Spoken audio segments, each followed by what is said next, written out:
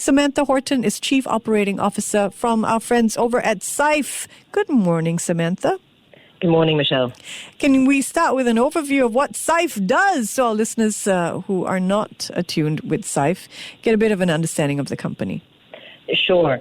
So Scythe is a holistic digital wealth platform. You can access our app on any of your favorite app store, whether that's Apple or Play Store. Mm-hmm. And we essentially create or have products where we help users build their long-term wealth. And that can be anything from, cash solutions where essentially users want to enhance their savings, but have liquidity, to, our managed solutions for investors who want a more hands-off approach, perhaps don't have the time to manage their money themselves and looking for a managed solution, or, a DIY brokerage. So essentially, we have the whole gamut of investment products for customers. Fantastic. So I believe I'll see you at the FinTech Awards, the Asia FinTech Awards on Friday, where Syfe is a nominee. Well done. To start off, Samantha, can you share with us what the investment appetite is in your view here in Singapore? Are you seeing more people very hungry to invest these days? Yes, I think, we've seen definitely, even, through this market volatility, a very healthy appetite for retail investors, to continue investing.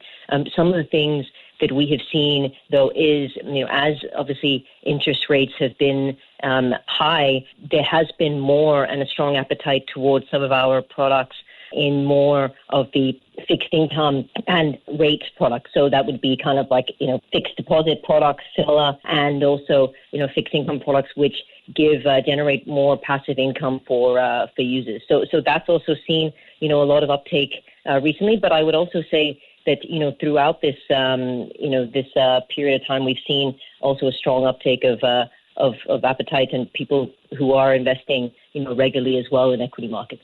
Samantha, you say people don't need a high-paying job to build significant wealth. That's an interesting point of view. Why do you hold that view?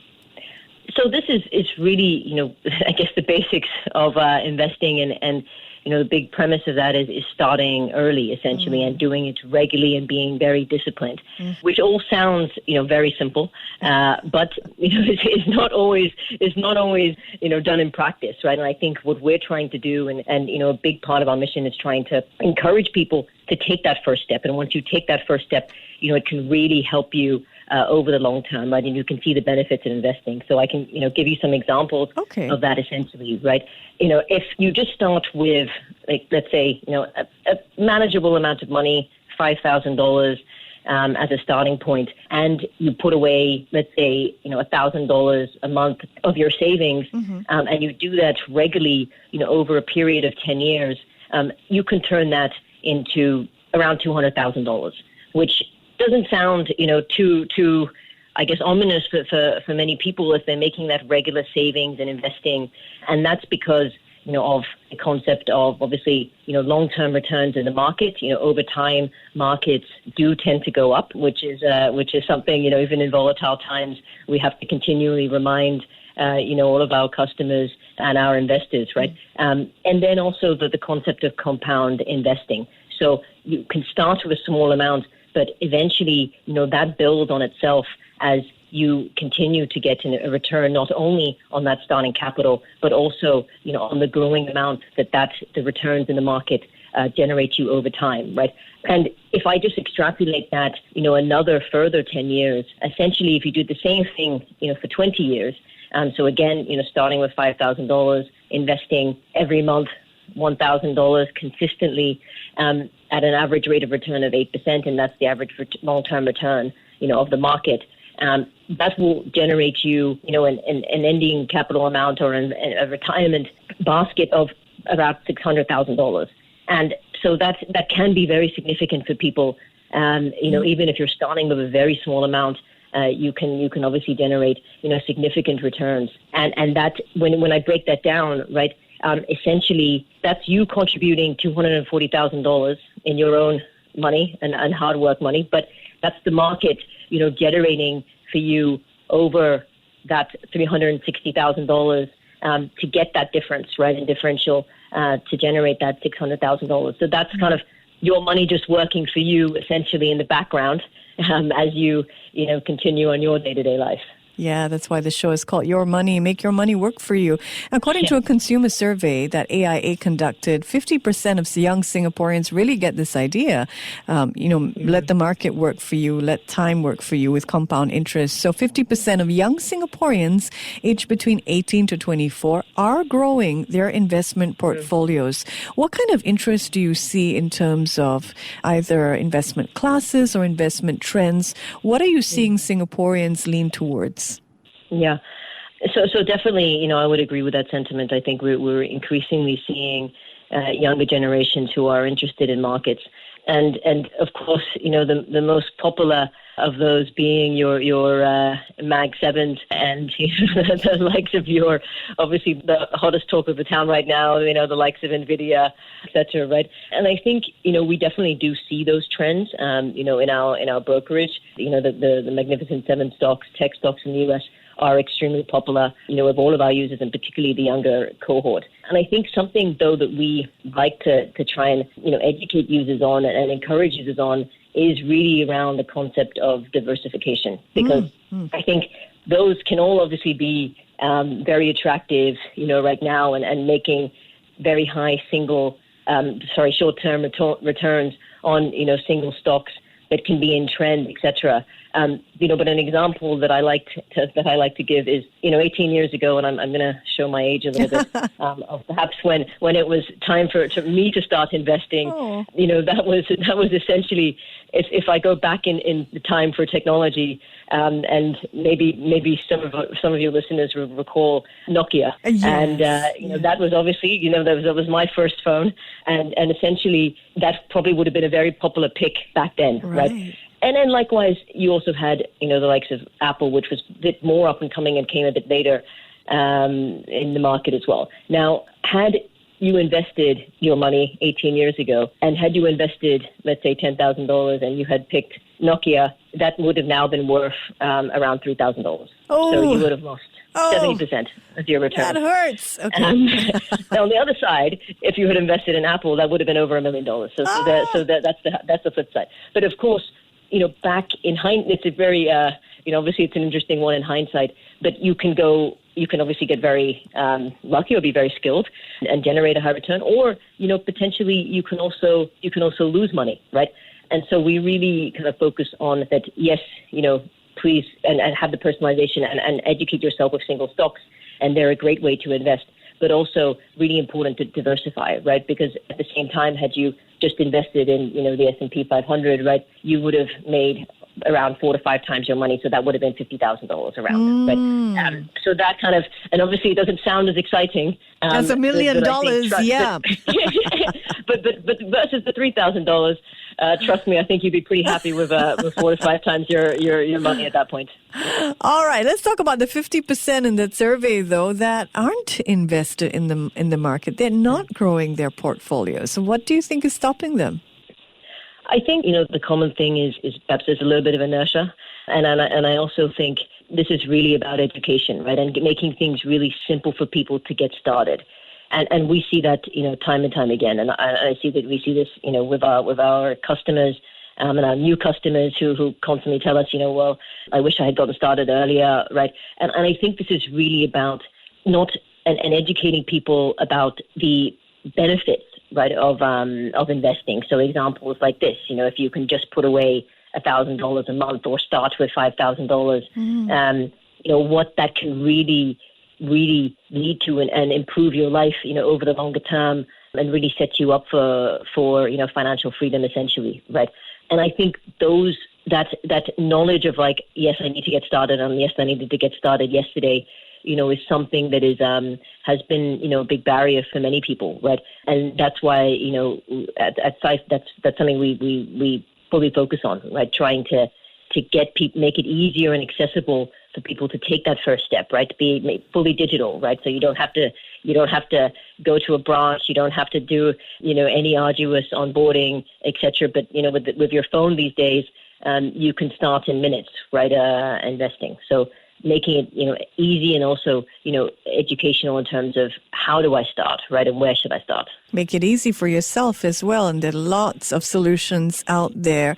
You mentioned a simple strategy that young Singaporeans can look at. Can you unpack this so-called strategy? In terms of the regular investing and diversification? Unless there is another hidden strategy that was chatted about prior to the show. Yeah. So I think it's if you look at like how we think about it, if you have to look at your risk levels and your time horizon and what your goals are, right? And if we talk about that cohort of, I guess, young Singaporeans, and let's put them in there, maybe in their 20s, right? Typically, you would have obviously a longer time horizon, and you would be able to be a bit more patient, with your investing, right? And that implies that you should take perhaps a little bit higher risk, and that means you should invest mostly in equities, right? Versus, let's say, some cash products or even fixed income, right? If you have a long time horizon, but still, within equities, we would encourage people again about the importance of diversification, right? So that means not just investing all of your money in, one or two single stocks that you think, to the moon right now, but, essentially investing in a much more diversified portfolio, right? So, for example, on our platform, we have fully equity portfolios, equity 100, for example, which would be diversified, across sectors, across markets, and that would give you a very broad exposure to equities that protects against some of these risks that I was speaking about, right? That you could invest in another Nokia and potentially lose money when you look at the longer term picture. Would I be able to trade on your platform, or are these only portfolios that are sort of managed for me that I have access to? No, we also have a brokerage platform, which is a single stock, and yes, you can buy all the US and SGX stocks that you desire as well. Okay, so homegrown REITs I can access on your platform, and I can also get access to US equities and US ETFs as well. Correct. Okay, great. Are you a robo-advisor in the traditional sense, or are there real human beings managing my portfolios? I think it's a term we always struggle with because yes, it's real humans who manage your portfolio. There's real humans you can also speak to if you do want more advice, right, and to help to get started. We also have wealth advisors who can even meet you in person if that's what makes you more comfortable, right? So yes, definitely real humans behind the robo. All right, fantastic. So you have all sorts of portfolios, from very high risk portfolios looking at companies investing in China's new economy to ESG, clean energy portfolios with an average annual return over 5 years of 11.95% per annum. Very interesting. As a whole, though, can an investor figure out what are the metrics that they need to look forward to that could affect their returns in any portfolio? What do you think are some of the key metrics they should be looking out for? I think, again, this comes down to, what your goal is and what your time horizon and what your risk level and tolerance is. Right? And if, you're somebody who has a low risk tolerance, right? You just really don't like volatility. It makes you nervous, even if your investments are down, 5%, right? You perhaps have a bit less time horizon. Then, you can go for portfolios that have less, what we would call a drawdown, right? So, the peak to trough worst case scenarios, if we look at a historical context, are lower, right? Or they're less volatile. And those are some portfolios like, I was mentioning earlier, like more in the passive income, fixed income arena, or equity portfolios, which have essentially, a component of that, right? And so for that, I would look at, okay, well, how much has been, the max drawdowns and the max, volatility in that portfolio. If you are somebody who perhaps does get nervous, right? If you see that, and we will be coming out with some portfolios soon, which addresses this very cohort where you don't want to see drawdowns. But then after that, if you have a longer time horizon, I would encourage people to say, look, take a longer term perspective. And So, and a good example, of this is even what we've seen in the last, few weeks, right, in this market, where we saw markets peak in mid-July. In the space of 3 weeks, they were down, anywhere from 9 to 14%. If you look at the S&P or you look at Nasdaq, right, and then in 2 weeks after that, they basically fully recovered. So again, I would say to investors, really, you have to take a long-term perspective, right? So, more look at, okay, well, what is the portfolio returned, over a long period of time? Yeah. What is the diversification of that portfolio? Mm-hmm. So is it very concentrated in one sector or another? Mm-hmm. Other than that, I would really say, then you have to just kind of be disciplined, hold on for long term, right? Versus kind of really, focusing on day-to-day movements or, the short-term volatility of any portfolio. All right, Sam, let's get to know you a little bit better. You mentioned, first getting started in the market, 20 years ago with investing. Can you talk a little bit about the friction then versus the friction now? Do you remember? The friction of getting started. Yeah, I think big difference. I would say, right. And I was more on the institutional side, previously, and I think that's also a big sign, right. I think before a big part would have been, there was a lot of restrictions for early retail investors, and if you had small amounts of money to get started, right. And one of those big things would be there would be very high fees. Wow, And so, essentially, even to get started at small amounts, you would have to pay significant amount of fees, to even start, right? And that, is quite obviously prohibitive for many people. And then there's minimums, right? And if you were to look at the traditional wealth advisors or mutual funds that were obviously unit trusts, right, which were obviously very popular, back then, there were a lot of minimums, even to top up, right, withdrawal penalties, etc. And so a significant amount of friction, I would say, previously, right? But now, with what we've seen in the last, sort of 5 to 10 years, with first of all, the onset of very, many more pure retail brokerages, and then, platforms, like ourselves, which also, not only cater to the brokerage side, but also, make the managed side much more accessible. It means that you can get started with much smaller amounts, and you can get that into diversification and very low fees, right? And, now, essentially, you could put $1, even in one of our portfolios and get the same diversification and same access and same, allocation as somebody who puts in $10 million. You just and obviously, the progress in terms of technology has also enabled that, right? Now, we're able to fractionalize stocks, ETFs, etc. So, one investor can essentially put in any amount of money, and they don't have to own that full amount of one share, to get the right allocation. We can give units of those shares, right? And that means that you can really start with a very small amount of money, but also continue to have the benefits of diversification and access. Oh, the democratization of investment. Lovely to have your perspective, Samantha. Thank you so much for joining us this morning. No worries, and a pleasure is all mine. Samantha Horton is Chief Operating Officer at Scythe. This is Money and Me. I'm Michelle Martin. Before acting on the information on Money FM, please consider if it's suitable for your own investment objectives, financial situation, and risk tolerance.